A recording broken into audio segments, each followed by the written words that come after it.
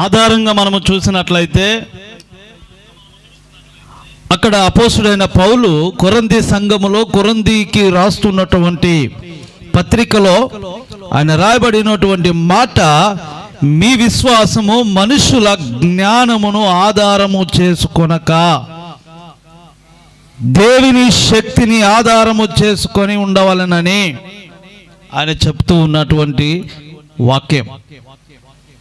ఈ రోజుల్లో ఉన్నటువంటి పరిస్థితులను బట్టి నేను ఈ మాటను మీకు జ్ఞాపకం చేస్తూ ఉన్నాను.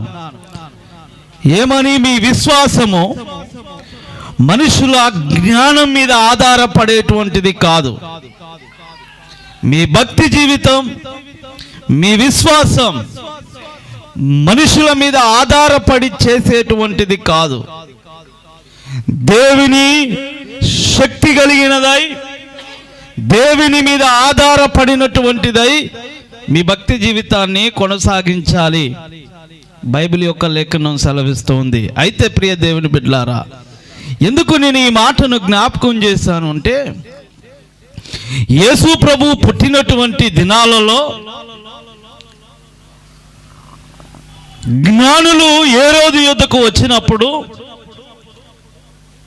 హేరోదు మనుషుల యొక్క జ్ఞానం మీద ఆధారపడినటువంటి వ్యక్తి. మనుషుల యొక్క జ్ఞానం మీద ఆధారపడినటువంటి వ్యక్తిగా ఉన్నటువంటి హేరోదు ఎప్పుడైతే జ్ఞానులు హేరోదు యొద్దకు వచ్చారో అప్పుడు తనకున్న విశ్వాసం, తనకున్న నమ్మకం, తనకున్నటువంటి పరిస్థితులన్నీ కూడా మారిపోయాయి. ఆయన జీవితంలో అన్నిటినీ విడిచిపెట్టేశాడు. ఒకటి నేను మీకు జ్ఞాపకం చేస్తాను. ఏంటంటే, ఎప్పుడైతే హేరోదు దగ్గరికి జ్ఞానులు వచ్చారో, జ్ఞానులు రాకతో హేరోదుకు కలవరం మొదలైద్ది. అంటే కంగారు పడతాడు, కలవరం మొదలవుద్ది. కలవరం అసలు ఎవరికి మొదలవుద్ది? కలవరం ఎందుకు పడాలి? దేవుడికి స్తోత్రం కలుగును గాక. హల్లెలూయా, హల్లెలూయా. చాలామంది కంగారు పడిపోతూ ఉంటారు, కలవర పడిపోతూ ఉంటారు. ఏదో జరిగిపోయినటువంటి పరిస్థితులు ఏదో అయిపోతుందని కంగారు చేత ఏదో ఏదో చేయాలనుకుంటున్నారు. కానీ ఏది జరగదండి. దేవుని యొక్క లేఖనాలు సెలవిస్తూ ఉన్నాయి. ఎప్పుడైతే ఆ జ్ఞానులు ఎప్పుడైతే హేరోదు యొక్క స్థావరానికి వచ్చారో, హేరోదు ఇంటికి వచ్చారో, అప్పుడు ఆయన యొక్క విశ్వాసము కానీ ఆయన యొక్క నమ్మకము కానీ ఆ దేశంలో ఉన్నటువంటి వాటిని అన్నిటినీ కూడా వదిలి భయాందోళనకు గురై కలవరపడటం ప్రారంభించాడు. మనిషికి కలవరము ఎప్పుడైతే జీవితంలో ఉంటుందో దేనిని సాధించలేడు. దేవుడికి స్తోత్రం కలుగును గాక. హల్లెలూయా. మత్తయి శుభవార్త 2వ అధ్యాయం ఒక మాట చదువుకొని మిగతా విషయాలలోనికి మనం వెళ్దాం త్వరగా. మత్తయి శుభవార్త 2వ అధ్యాయం 3వ వాక్యాన్ని. హేరోదు రాజు ఏ సంగతి అంటే, ఈ సంగతి విన్నప్పుడు అతడును అతనితో కూడు ఉన్న యెరూషలేము వారందరూ కలవరపడిరి. దేవుడికి స్తోత్రం కలుగును గాక. హల్లెలూయా.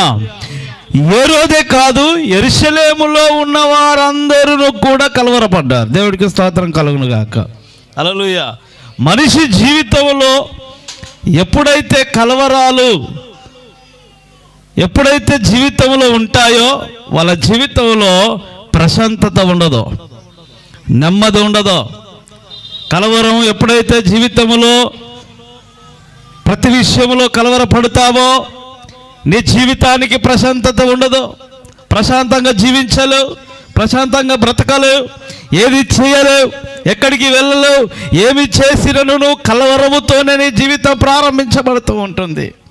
అందుకనే ఏ రోజు తన జీవితంలో కలవరము ఎప్పుడైతే ప్రారంభించబడిందో తన జీవితంలో భయాందోళనకు గురైపోయాడు, ఏం జరిగిపోతుందో ఏమైపోతుందో అని. అందుకని ఆ దేశంలో ఉన్న వారందరినీ కూడా చంపడానికి కూడా వెనకాడలేదు ఏ రోజు రాజు.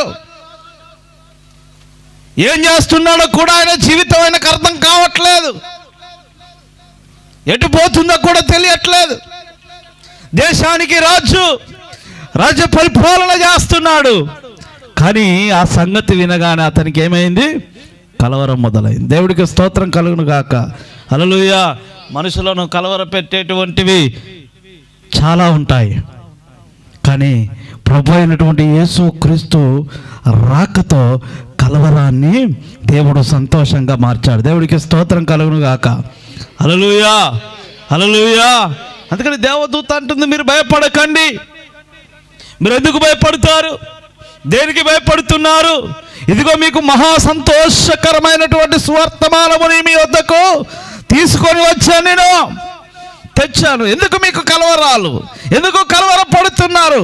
ఆయన ఈ లోకాన్ని రక్షించడానికి, నశించిన దానిని వెతికి రక్షించడానికి మనుష్య కుమారుడు భూమి మీదకి వచ్చాడు కనుక నువ్వు కలవరపడకు.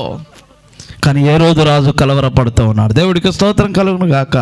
ఆయనకి ఎందుకు కలవరం మొదలైంది అంటే తనకంటే గొప్పవాడు ఈ లోకాన పుట్టాడని, తనకంటే గొప్పవాడు రాజుగా పుట్టాడని, నేను తప్ప వేరొక రాజు ఇంకో రాజు ఉండకూడదని. అందుకనే ఏ రోజు జీవితంలో కలవరం ప్రారంభమైంది. ప్రియ దేవుని బిడ్డలారా, ఈనాడు కూడా ప్రపంచంలో కలవరాలు మొదలయ్యాయి, భయంకరమైన పరిస్థితులు మొదలయ్యాయి. ఏం చేస్తున్నారో తెలియదండి ఈనాడు. అందుకనే ఒక మాట మీకు జ్ఞాపకం చేస్తాను. ఏంటంటే ఇజ్రాయేలు ప్రజలందరినీ చూడగానే మోయాబీయులకు ఏం పుట్టిందంట? భయం పుట్టిందంట. దేవుడికి స్తోత్రం కలుగును గాక. హల్లెలూయా. ఇజ్రాయేలు ప్రజలు చూస్తే భయపడిపోయేటువంటి జనాంగాన్ని, ఆ జనాంగాన్ని చూసినటువంటి మోయాబులు భయపడిపోయారంట. సంఖ్యాకాండం 22వ అధ్యాయము 3వ వాక్యంలో రాయబడి ఉంటుంది. అద్భుతమైన మాట అండి. ఇశ్రాయేలీయులను చూడగానే మోయాబీయులకు ఏం జరిగిందంట? భయం పుట్టిందంట. అందుకనే ప్రభు అయినటువంటి యేసు క్రీస్తును నమ్ముకున్న నీవు, యేసు క్రీస్తు దేవుడు అని విశ్వసించేటువంటి విశ్వాసములో కొనసాగుతున్న నీవు మనుషుల జ్ఞానం మీద ఆధారపడేది కాదు, దేవుని శక్తిని ఆధారము చేసుకొని నడవవలసినటువంటిది నీ జీవితం. దేవుని శక్తిని ఆధారము చేసుకొని, దేవుని శక్తిని ఆధారంగా ఉంచుకొని కొనసాగవలసినటువంటిది నీ జీవితం. అందుకనే మనుషుల జ్ఞానం మీద, మనుషుల ఆలోచనల మీద, మనుషుల క్రియల మీద నువ్వు ఆధారపడితే నీకు కలవరాలే ప్రారంభమవుతాయి, భయమే మొదలవుతుంది. ఎప్పుడైతే దేవుని శక్తి మీద ఆధారపడి ప్రభు అయినటువంటి యేసు క్రీస్తు నీ కొరకు ఆయన పుట్టాడని నువ్వు నమ్మితే, ఆయన విశ్వాసములో గనక నువ్వు కొనసాగితే, నీ కలవరాన్ని తొలగించడానికి రాత్రి ప్రభు అయినటువంటి యేసు క్రీస్తు నీ కొరకు పుట్టాడు. నీ భయమును తొలగించడానికి యేసుక్రీస్తు పుట్టాడు. ఆయన నీకు సంతోషాన్ని ఇవ్వడానికి, మంచి ఆలోచన కలిగినటువంటి జ్ఞానాన్ని అనుగ్రహించడానికి ఆయన పరలోకమును విడిచిపెట్టి భూమి మీదికి ఆయన మన కొరకు వచ్చాడు. దేవుడికి స్తోత్రం కలుగును గాక. హల్లెలూయా, హల్లెలూయా. జ్ఞానులకే జ్ఞానాన్ని కలిగించినటువంటి దేవుడు ఆయన. రాజుల సైతం గడగడలాడిపోయారు యేసుక్రీస్తు పుట్టుకతో. ఈనాడు యేసుక్రీస్తు అంటే భయం లేదు మనకి, భక్తి లేదు మనకి, విశ్వాసములో కొనసాగడానికి కూడా